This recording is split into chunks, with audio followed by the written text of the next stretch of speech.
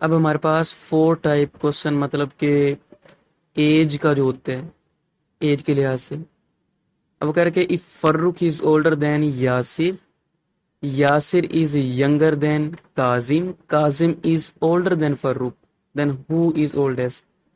आप इसे ऐसे भी कर सकते हैं कि घर में तीन भाई हैं तो ऐसे रिलेट कर लें जो, या फिर मोहल्ले में ऐसे। लेकिन अब इसका आसान तरीका ये भी है कि देखें, एक एफ के लिए लाइन लगा लें, एक वाई के लिए, के के लिए। अब फर्रुख बड़ा है, इसकी लाइन बड़ी यासिर की निस्बत रख लें। यासिर छोटा है किससे, काजिम से, तो यासिर की लाइन काजिम से छोटी रख लें। फिर वो तीसरी बात कर रहा है कि काजिम बड़ा है फर्रुख से, तो काजिम की लाइन फर्रुख से बड़ी पहुंचा दे।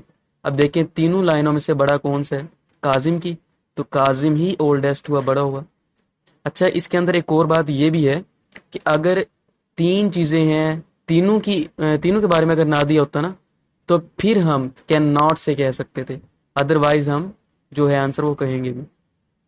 इसके बाद हमारे पास आ रहता है कि what letter comes alphabetically in order in the letter integration. अब ये हमारे पास आ गया लेटर्स का ऑर्डर। ये भी बड़ा इंपॉर्टेंट है, ये अक्सर ही आ रहता है पेपर के अंदर। अब लेटर का ऑर्डर आपने इस तरह करना है कि आपने ए बी सी वगैरह पढ़ना स्टार्ट कर देनी है अभी। ठीक है, जो नंबर दिया हो ना आपको, लेटर दिया हुआ है, शुरू से अल्फ़ाबेट्स पढ़ना स्टार्ट करें। जैसे आई है तो आई को ए, एन को बी, ऐसे पढ़ें A B C D E F G H I. जब आपने आई पढ़ा तो देखा कि आई के नीचे आई ही है, मतलब मैच हो गया। जो मैच हो जाए वो आंसर है आपका। ठीक है, तो आगे ओ एन तक जाएंगे ही नहीं, सिर्फ आई आंसर है आपका। अब नेक्स्ट आ जाता है कि a man is going to north direction. अब देखिए हमने डायरेक्शन चारों बना ली। एक शख्स था जो कि नॉर्थ की तरफ जा रहा था, हमने लाइन ऊपर की तरफ खींच दी, नॉर्थ की तरफ। फिर वो कह रहा है कि एन अदर मैन जो है टोल्ड हिम, एक दूसरे शख्स ने उसे कहा कि turn to your left please, मेहरबानी करके आप लेफ्ट मुड़ जाएं। तो हमने एक लाइन लेफ्ट की तरफ खींच दी, उस तरफ मुड़ गया। कह रहे कि वेयर इज ही नाउ, कि अब वो कहाँ पे, तो देखा रहे वो वेस्ट पे।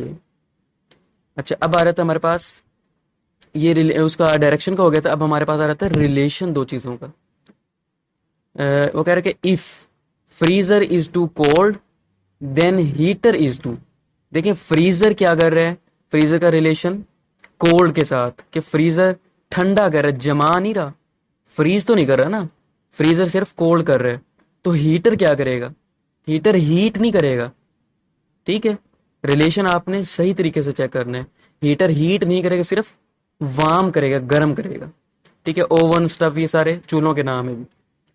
उसके बाद आ रहा था हमारे पास एक और इसी तरह का, if ring is to sing then flower is. अब आपको लगेगा कि शायद ये भी रिलेशन का ही है, जी नहीं, बिल्कुल।